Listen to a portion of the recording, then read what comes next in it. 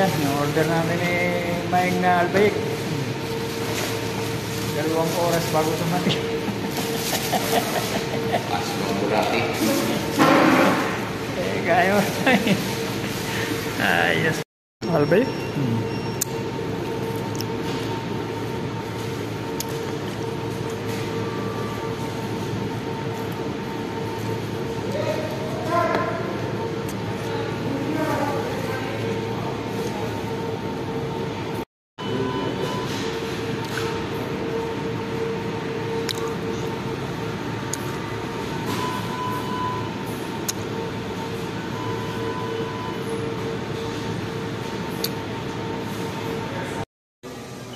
Yan, nandito na kami sa nandito ako ngayon sa Philippines Consulate at kami bubuto.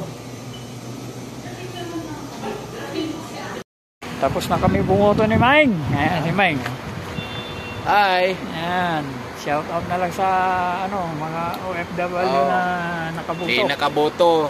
Kinuha ni Ding, pati si Bato. Ano bang nangyari? Pati pangalan ko nawala, dinala ni Ding. Imbis si Bato lang dadalhin. Ano bang nawala nangyari sa ngayon sa Pilipinas? Pati ba naman dito ay na-scam. Na-scam. Scam yun, Oo, scam talaga. Gawa nang wala tayong Wala yung pangalan. 2022 nung bumuto, nandiyan pa pangalan ko. Ngayon, winala. Kahit saan mo hanapin, kahit saan presinto hanapin, wala. Kaya hindi talaga maganda.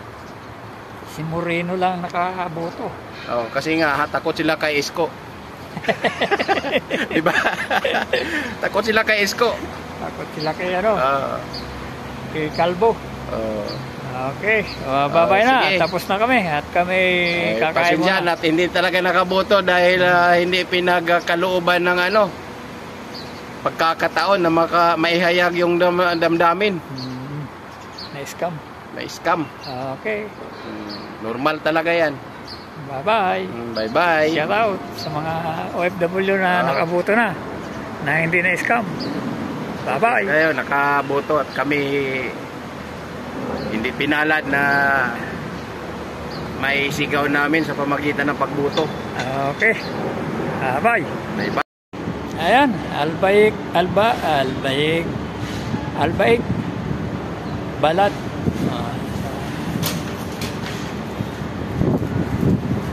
Balat kami ni Mike. Kain muna kami ng albayik.